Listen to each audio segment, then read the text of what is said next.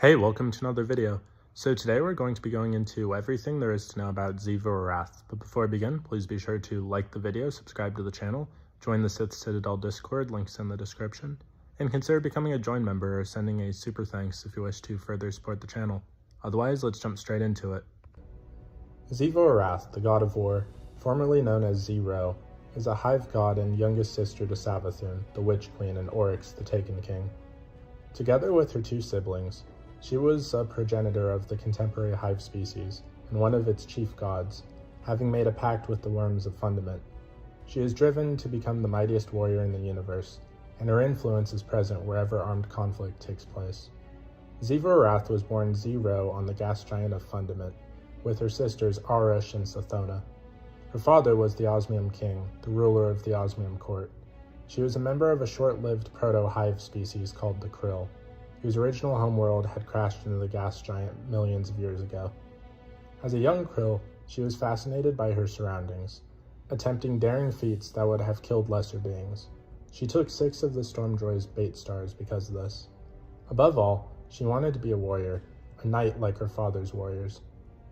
When her father became mad and raved about the Synergy and the helium drinkers invaded at the urging of Teox, Zero used her bait stars to help her sisters escape, and confronted Arash as they fled their home. Together with her sisters, she swore a blood oath on the mast of their ship, upon her left eye, to avenge their father and kill Teox. When they salvaged an ancient high-tech ship from the XIVU maelstrom, Zero wanted to sell it to raise an army and kill Teox immediately, but was convinced by Sathona that it was worthless. During their aimless journey at the behest of Sathona, who was guided by their father's worm familiar, Zero cleaned up the ship and attempted to take her sisters' minds off their task.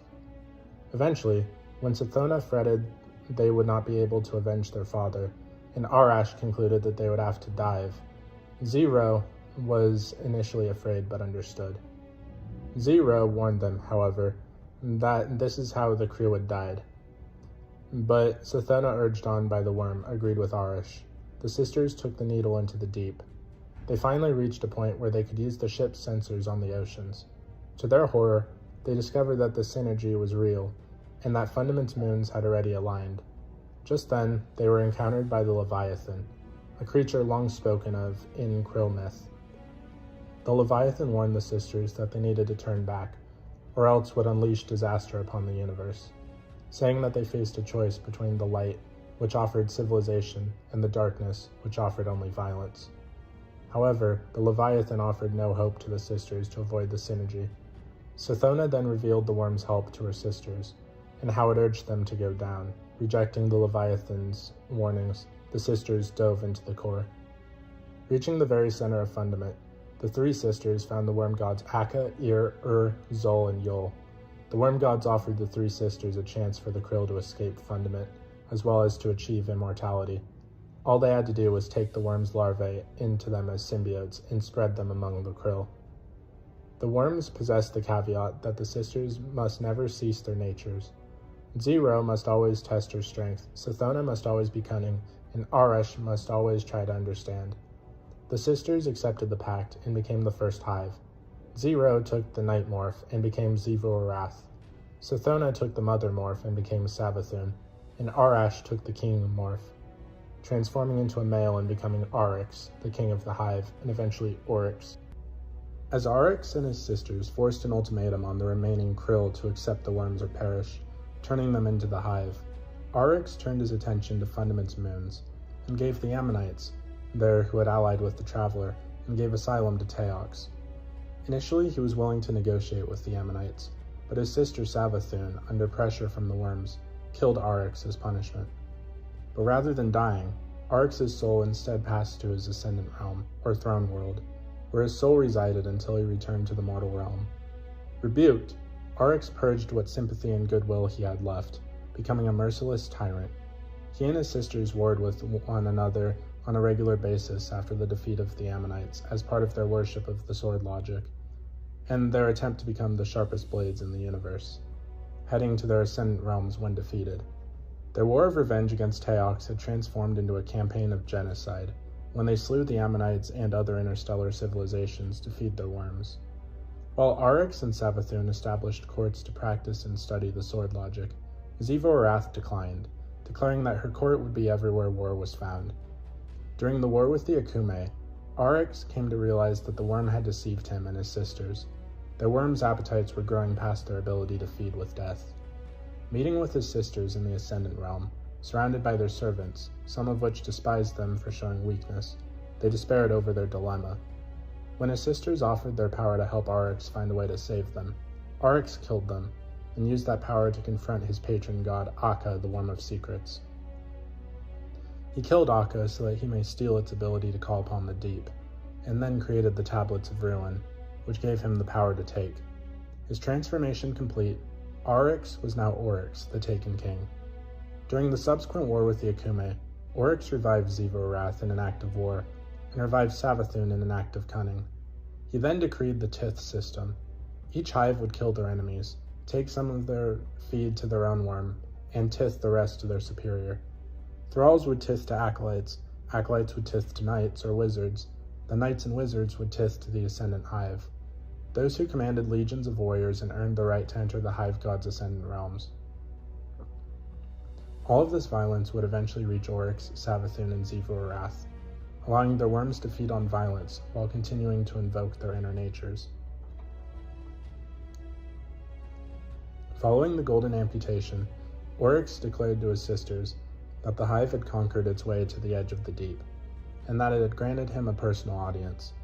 As Oryx retreated into his throne world to commune with it, Savathun conspired with XIVU ARATH to strand him there and steal his Tablets of Ruin by cutting off the tribute flowing through his Tith system. They were ultimately unsuccessful.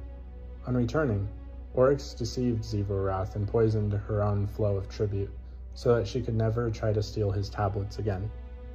In the aftermath of this attempted betrayal, one of Oryx's daughters, Irhalak, visited XIVU ARATH's throne world and tested her death song there.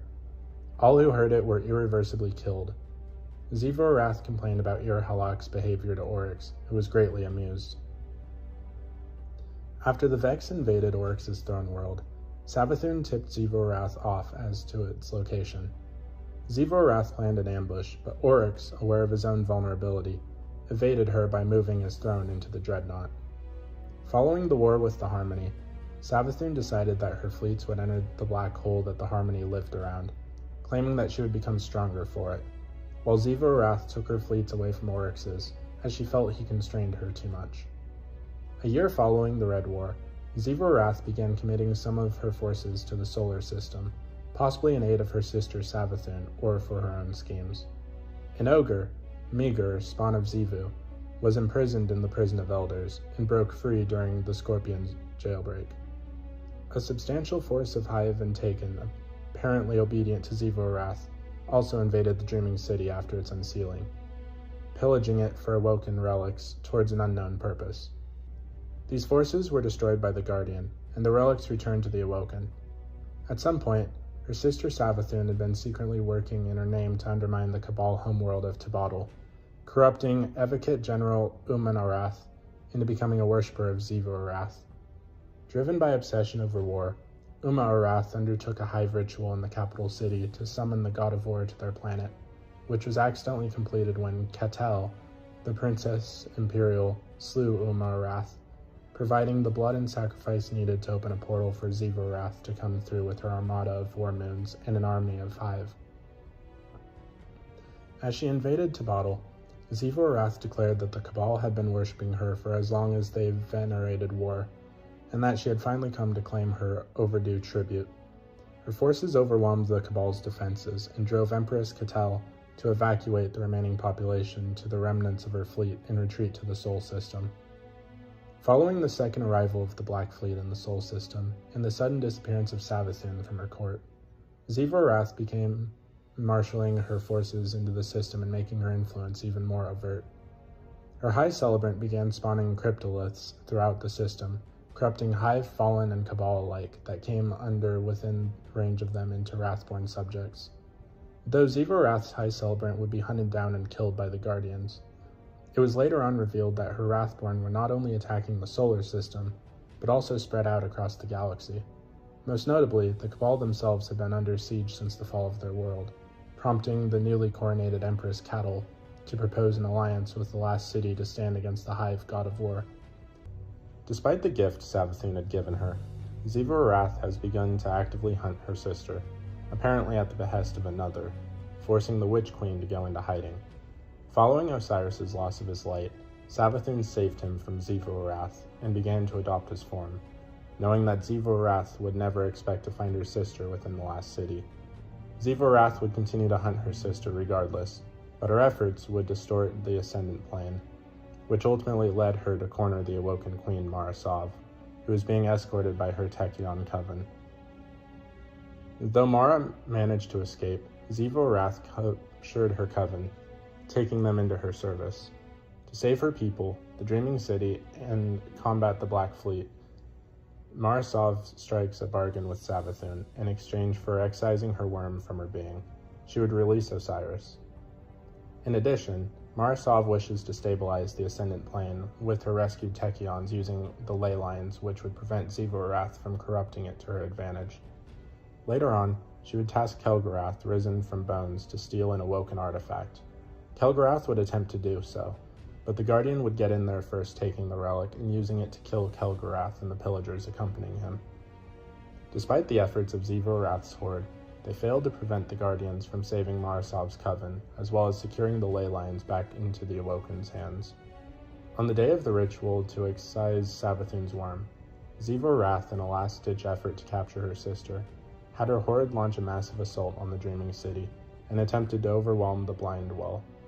Despite being unsuccessful in preventing the realignment of the ley lines, this would allow the Hive army to travel through the Ascendant Plane and begin swarming the ritual spire, in which the exorcism was taking place, until they were once again pushed back by the Guardians. Desperate to capture Savathun, XIVU ARATH sent Kurutus, Kolix, and finally her champion Kel'Garath to stop the ritual, forcing their way into the spire. Regardless of her horde's forces and her champion's efforts, they ultimately failed and were defeated at the hands of the Lightbearers, allowing Mara Sov to successfully remove the Witch Queen's worm. Following her failure to prevent the exorcism and being unable to capture her sister, XIVU ARATH would have her forces lay low and gather their strength as the Guardians would handle the Witch Queen themselves, after she had resurfaced as a Lightbearer along with some of her followers in the Lucent Brood. Her forces would engage the Lucent Hive in defending the Scarlet Keep from being taken from them for a ritual to invade Earth, but would engage the Guardians and the Imperial Cabal who sought to prevent the Lucent ritual.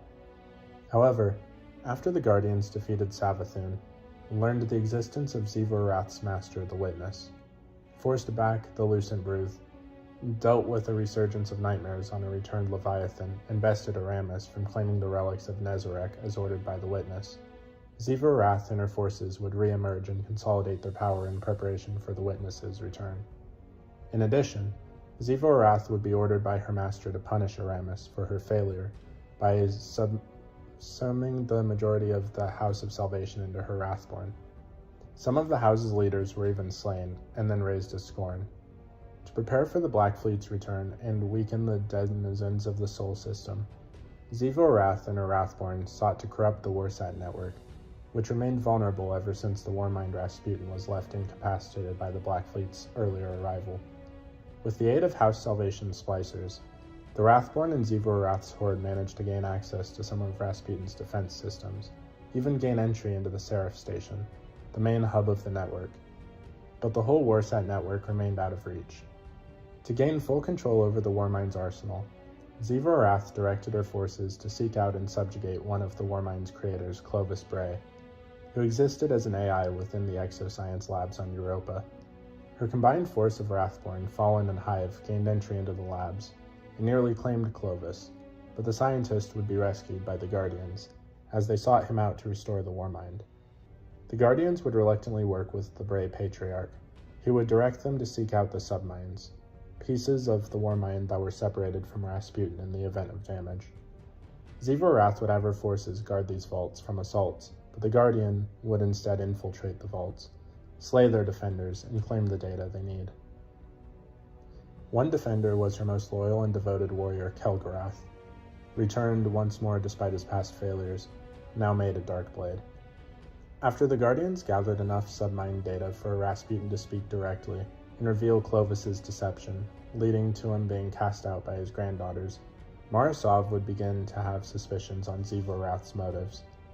Noting that the War God's armies are legion, yet using only her Wrathborn as token-level force, and she is more tactician than brute than originally believed, the Awoken Queen suspected that corrupting the Warmind's network may not be the end goal XIVU Arath is seeking. Remembering that XIVU Arath's worm feeds off of destruction and conflict, just as Savathun's worm fed off of guile and deceit, Mara would come to the conclusion that XIVU Arath's true plan is her wanting the Guardians to restore Rasputin, and have him use his vast arsenal to smite her Wrathborn, to not only feed her worm from the destruction that would follow, but also fuel a powerful ritual. A spell to open a portal over Earth large enough to send her armies through and overwhelm humanity, just as she had accomplished on the Cabal's homeworld of Tabadal. Mara would bring this conclusion to the Vanguard Coalition, stating that to prevent XIVU Arath from achieving her goal, they must not restore the Warmind. Anna Bray, however, voices her objections, stating that Rasputin is more than a weapon, and that humanity needs him as an ally if they are to survive the witnesses coming. Mara then suggests that instead of a complete victory, they restore Rasputin as Anna wants, but he refrain from smiting the Wrathborn, denying XIVU Arath the requirements she needs for her ritual. The rest of the Coalition's leaders agree to the plan. Unfortunately for XIVU Arath, her aspirations for invading Earth would be for naught. Though Aramis finally managed to gain access to the Warsat network, activating the Warmind's abhorrent imperative, a protocol where the network would target the Traveler should the entity leave humanity, Rasputin sacrificed himself with his Aura Sacrifice Order to destroy the entire Warsat network. With her aspirations for a ritual ruined, XIVU Arath ordered her Wrathborn and Hive forces to pull back from the inner system, though her forces would continue to cling to Europa, forcing the Guardians to continue operations there. XIVU Arath's hunt for Asha following Titan's reappearance after having previously been taken by the Witness. A team of Guardians consisted of the Young Wolf, Commander Zavala, Saint 14, and Lord Saladin, landed on the rig in an attempt to reach Deputy Commander Sloan, who had broadcast a distress signal shortly after the moon reappeared. The team encountered Hive and Taken forces belonging to XIVU Arath, who directly addressed the Guardians telepathically through her battle song. She taunted Saint 14 in particular, remarking that Sagira had been a foe worthy of death while Osiris had not, driving the Titan into rage. The Guardians succeeded in locating Sloan and learned of her predicament. The duty commander was particularly taken after Titan was claimed by the Witness, which allowed her to tune into the enemy's radio, but was afflicted by damning whispers, which almost led her to be claimed by XIVU Arath, but thanks to the creature Asha, Sloan was slaved and established a connection with her. Understanding that they share a foe in the Witness, the Guardians work with Sloan in helping her in strengthening her connection to Asha, thereby allowing her to decipher her messages. As the Guardians worked this, they clashed with XIVU Arath's Wrathborn, with the War God taunting them.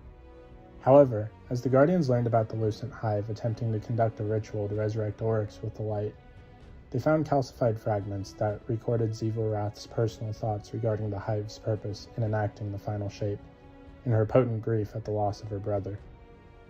Despite the efforts of her Hive and Taken, including Kelgarath and those who once served the Witch Queen, the Guardians managed to gain enough Igorocoral to help Sloan interpret Asha's messages, including one where she spoke of the Witness's origins.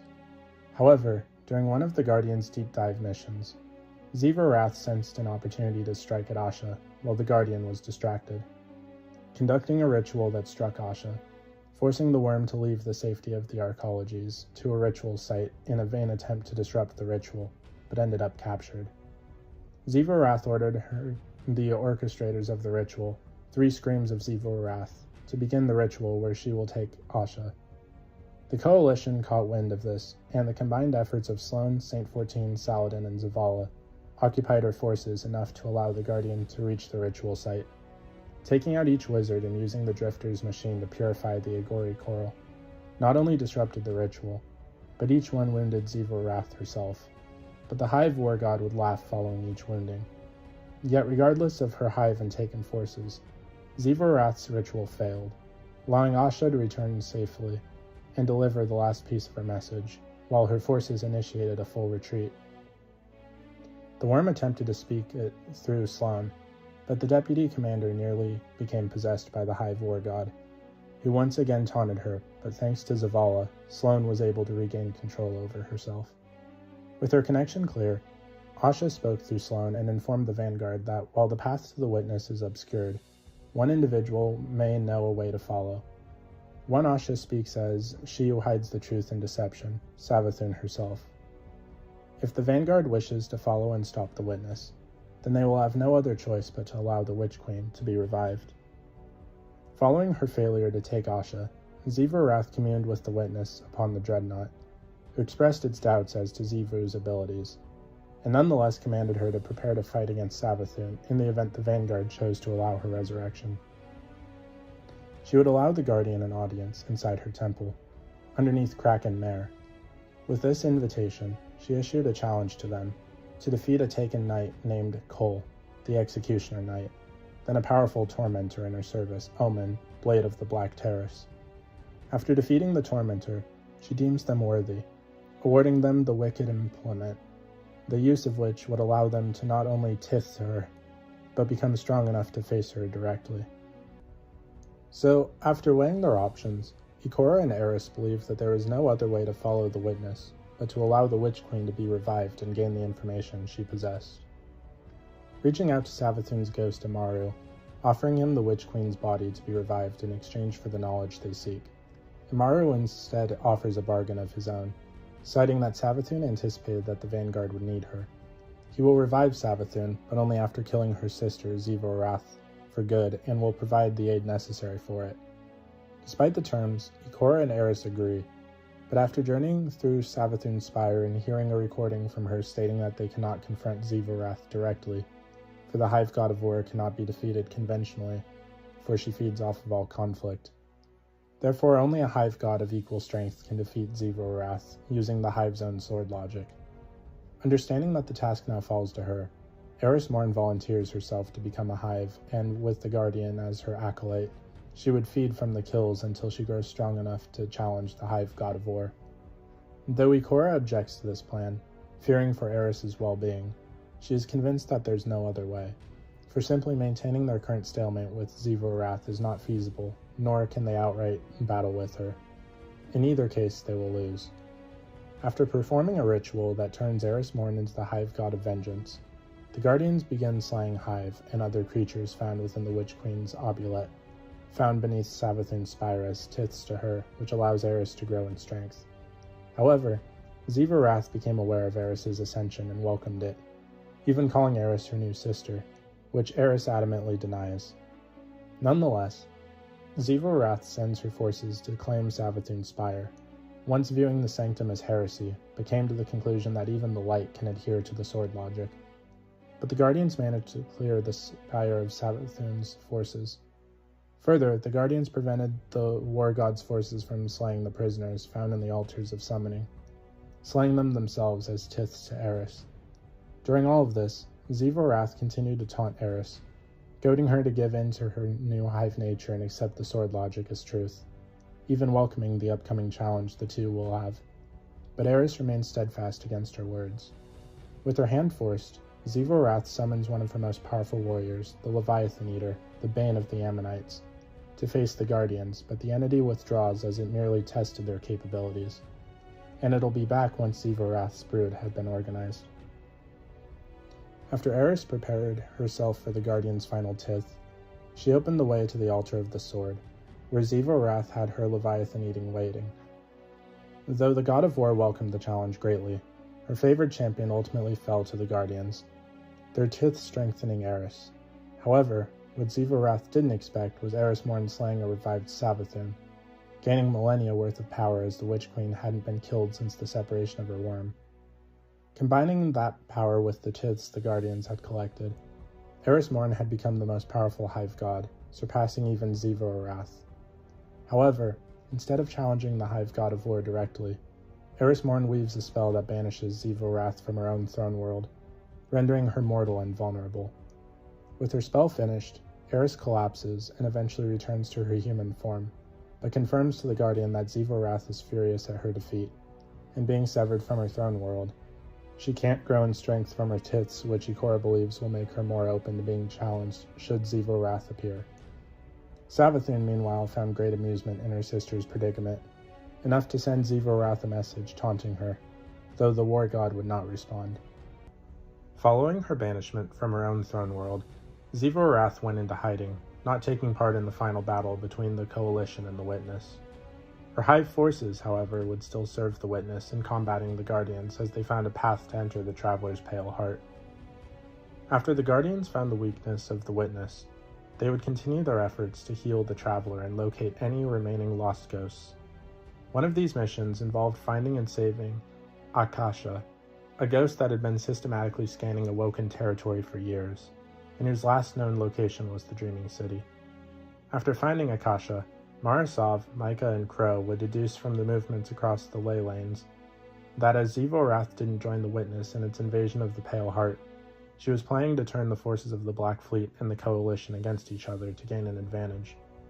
XIVU ARATH would continue to move the hive forces from her broods through the Ascendant Plane en masse, while Mara was focused on holding back the final shape, and couldn't keep an eye on her city's ley lines, cutting her losses for her previous master, and gathering her strength for the war that would follow the war against the Witness. Another of these missions involved finding and saving Citrine, a ghost obsessed with Mormont hardware, and whose last known location was Mars. Here, the Guardian would traverse the unpredictable rifts that cursed the planet. Micah would detect XIVU ARATH's hive forces were sent back to the planet to investigate the time anomalies, and the team would confront and kill Kel'Garath, risen from bones, manifested from when he was trying to conquer the location, to prevent XIVU ARATH from retrieving any functional Warmind tech, while Mara would dispatch her Techions to seal the rift, even if temporarily. Though the Coalition rejoiced in the Witness's fall, they nonetheless understood that its death left a power vacuum, that some of its former servants are seeking to fill and continue to enact the final shape.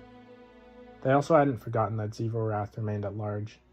Though she was mortal, the Hive God of War remained a threat that the Guardians would have to contend with in the future.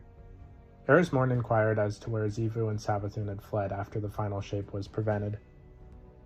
So, compared to her siblings, XIVU ARATH is the least subtle, but the most bloodthirsty, boisterous and wrathful of the three. Nearly every time she speaks, it is in booming roars, ferocious growls, and screams of bloodlust, and is literally the embodiment of war. She relishes conflict and strife in all its forms. She is a master of siege warfare and an expert strategist, with her brood being far better organized and battle-hardened than even Oryx's hive. Even Savathun's ghost, Amaru, has admitted that XIVU ARATH is the Witness's best general. While her tactical abilities are exceptional, XIVU ARATH has often been shown to be simpler, easier to fool, and generally less intelligent than her siblings. While she was disguised as Osiris, Savathun stated that her sister lacked a sense of creativity and ambitions on her own. After observing that she was merely pushing through the cracks within the Dreaming City that the Witch Queen had previously left behind. However, it would be gravely foolish to underestimate XIVU ARATH. For what she lacks in subtlety, she makes up for in determination, cruelty, and ferocity.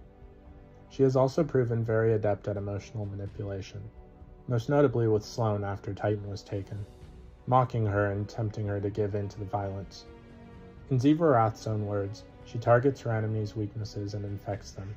Doing so leaves her opponents doubting themselves, or giving into rage which would fuel the conflict that feeds her and her worm. XIVU ARATH values persistence as much as she does strength, as she is empowered by the willingness of others to remain fighting. This is best exemplified by her continued support of Kel'Garath, risen from bones, whom she continued to resurrect and propped up as a steady source of tith, despite his repeated defeats and deaths. XIVU ARATH continues to be a fanatical believer in the Hive's sword logic, even as her sister and various other lesser Hive have abandoned their beliefs and turned to heresy. When learning of Oryx's death and his slayer's refusal to assume his mantle as the Taken King, XIVU ARATH became utterly furious and hysterical, calling it blasphemy. She felt utter betrayal when she learned that Savathun had turned her back on the darkness and converted to the light. Eris Morn derisively stated that XIVU ARATH is desperate to prove the sword logic, in order to vindicate the Hive's efforts and prove the Traveler's path is a lie. Eris further describes XIVU Arath's desire for the sword logic's truth, of a world without doubt, pity, or grief, as being akin to a child's cry. Following her brother's death, XIVU Arath outright asked herself whether or not her decision to take up the sword logic and side with the witness was all for nothing. To XIVU Arath, as they were all virtually Hive, love and hate are essentially equivalent to concepts. Though she killed Oryx many times in the past, XIVU Arath has nothing but glowing praise and affection for her brother, as seen in the memories found in the Ghosts of the Deep mission. XIVU Arath sees him as a source of inspiration and guidance throughout their lives, as both Krill and Hive, calling him the navigator of her life. She was utterly furious after learning of his death and laments the doubt it left behind, audibly wailing when recounting his death, showing herself to be a sister in mourning. Her grief was such that she did not oppose the Lucent Hive as they sought to resurrect her brother in the light, a heretical violation of the sword logic, as it would bring her brother back after suffering a true death. XIVU Arath's relationship with her sister Savathun is more complicated, as while the Witch Queen gifted her with the conquest of Tabottle, XIVU Arath later relentlessly hunted her sister after learning of her intention to abandon the sword logic and betray the witness for the light, something that the war god found both heretical and infuriating. Savathun claimed that XIVU Arath was actually hunting her out of fear of losing her, because separating herself from her worm would also render Savathun separated from her sister. Somewhat sadly, the Witch Queen admitted that however deeply she cared for XIVU Arath, it wasn't enough to deter her from her chosen path. Nonetheless, despite the love that the sisters may have once had, XIVU Arath remains angry with the Witch Queen's abandonment of their ways, leading the god of war to deface what Savathun once possessed and twist her former lieutenants into her servants. Zaven, the daughter of XIVU Arath, is a taken knight, seen in the first part of the Oracle Engine mission. She, along with her siblings, were tasked with barring the way to the Oracle Engine from the Scorn, Awoken, and Guardians, which is where she'll meet her end by the Guardian. Assuming by name, she is one of several spawn of XIVU Arath. Tyr Balak, the daughter of XIVU Arath, is a taken knight seen in the first part of the Oracle Engine mission. She, along with her siblings, were tasked with barring a way into the Oracle Engine from the Scorn, Awoken, and Guardians, which is where she also meets her end by the Guardian, and is also a child of XIVU Arath. And Rhaegar, the son of XIVU Arath, is a taken knight seen in the first part of the same mission. He, along with his sisters, were tasked with the same mission to bar the way to the Oracle Engine from the Scorn, Awoken, and the Guardians. Skoroboth, the son of XIVU Arath, was also a Hive Knight and the child of XIVU Arath, the god of war. He commanded his mother's forces during the initial invasion of the Awoken's territory in the Ascendant Realm, but was imprisoned by his foes within a Hive fortress when they were unable to kill him. He is finally killed by the Guardian during the Shattered Realm, Runes of Wrath mission.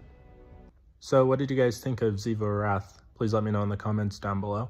If you haven't already, please be sure to like the video, subscribe to the channel, join the Sith Citadel Discord, links in the description, and consider becoming a join member or sending a super thanks if you wish to further support the channel. Otherwise, I'll see you in the next video.